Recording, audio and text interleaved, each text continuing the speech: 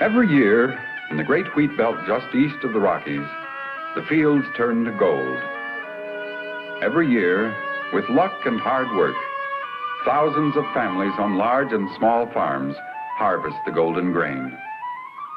This is the story of how one family in Kansas raised and harvested a crop of winter wheat. Work for the new crop of winter wheat begins just after harvest time or in late summer. The earth is plowed and replowed to prepare a good bed for the wheat seed. Later, a harrow breaks up the large clods and smooths the ground. When the soil is moist enough, the seed bed is made ready for planting. Come on, Tom, put the rest in. Okay, here it is. That's enough. That's full enough. All right, just close the lid there and get going.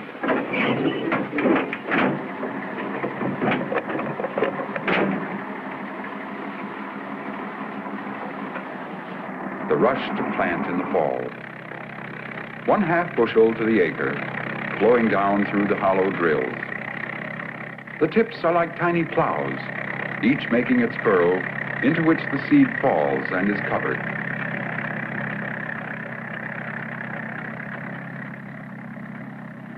The wheat may grow 4 or 5 inches again before winter stops it.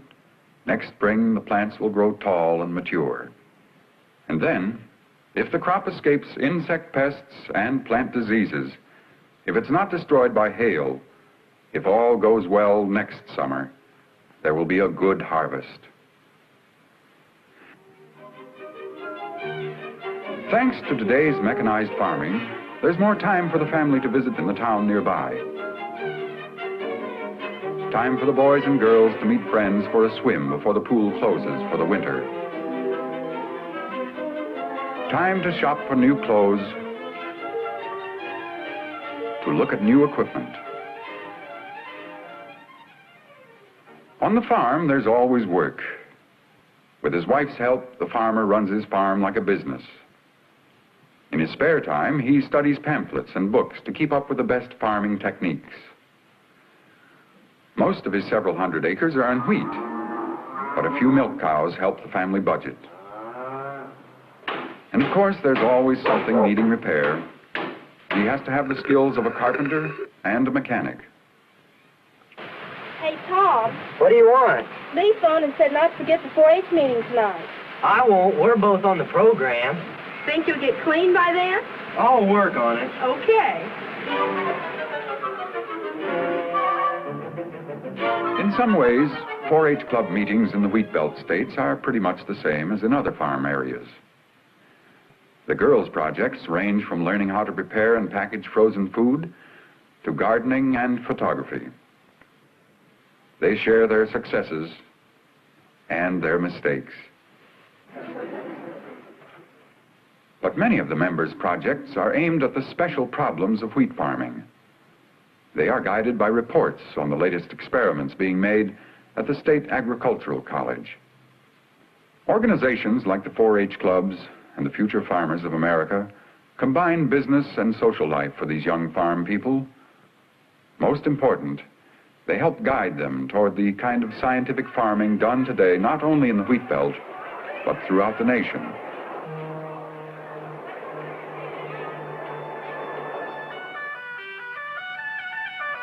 Now the warm sun and the rain have brought the crop to maturity. The heads full of mature seeds are beginning to bend with ripeness. A simple, age-old test, crumpling the heads to separate the chaff from the grain. The grain is full and dry, no insects, no disease, and good weather. Yes, it's ready to cut. It's now or never.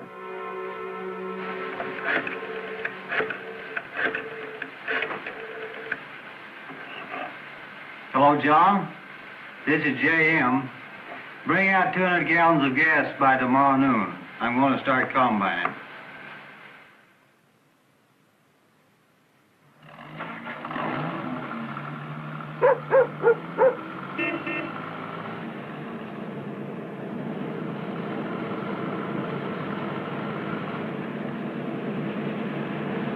the first morning that the combine and pickup truck head for the fields, all life on the farm centers around the harvest. Around now, the neighbors will be cutting too. Some who don't own their own combines hire a man to cut the crop. They call it custom cutting.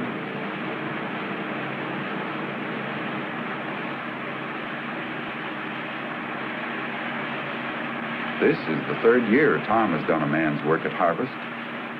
He stands by to take the grain to storage, and he'll spell off his father on the combine every few hours.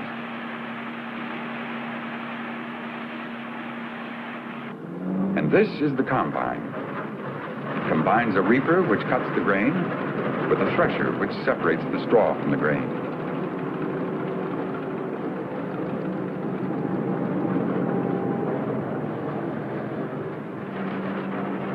Cutting, threshing, cutting, threshing.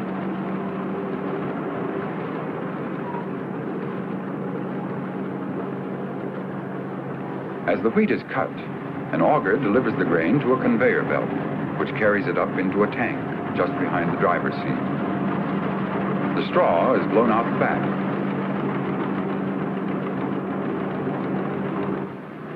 The combine does its work and the tank fills up with grain. When the tank is full, the grain is emptied into the waiting truck.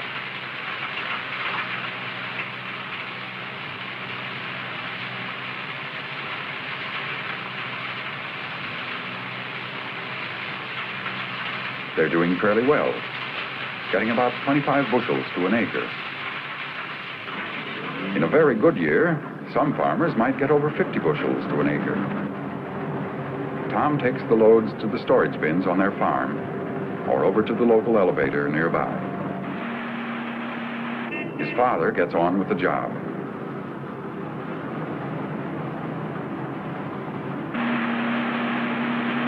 At the same time, on some large-scale farms in western Kansas, as many as 6 combines work at once.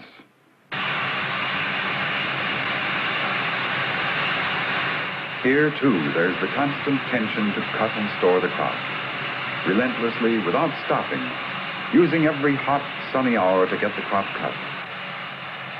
One by one, the trucks load up and drive off. The combines roll on.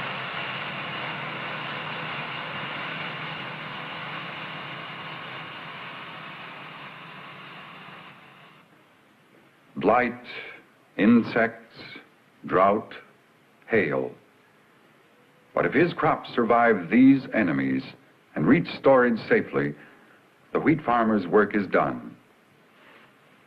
At the storage elevator, both the small and large-scale farmers do the same thing.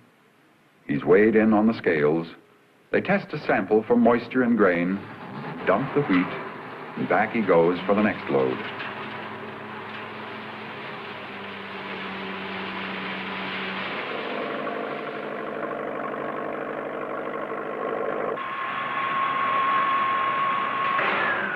Once the bins and elevators are filled with wheat, this major food crop becomes an important factor in the nation's business and politics.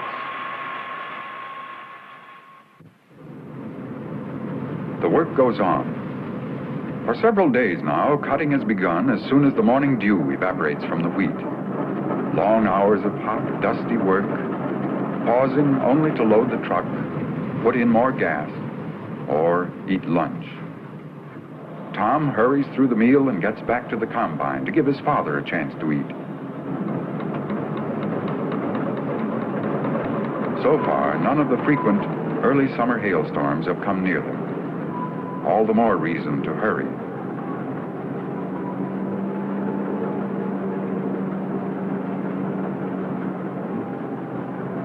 Everyone works on the wheat from mid-morning to sunset.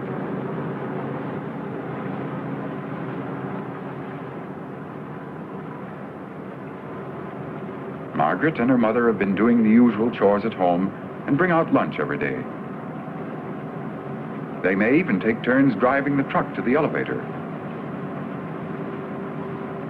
Things taste good even in the dusty field.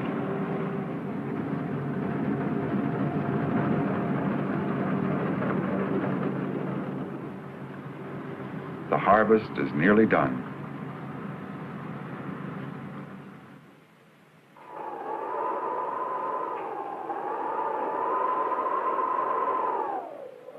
On the last morning of cutting, the sky suddenly clouds up. It doesn't look good. Might be hail. All right then. We'll just have to finish cutting before it hits us.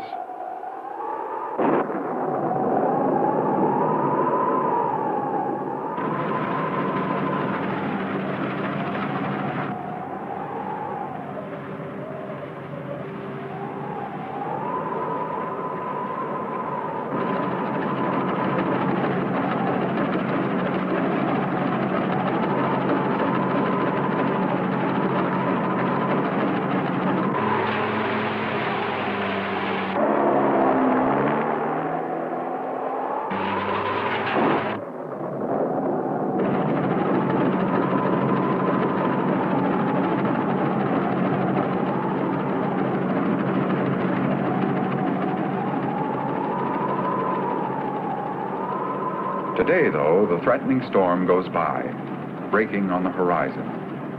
Someone may have had bad luck over there. One minute you've got a crop, the next, nothing.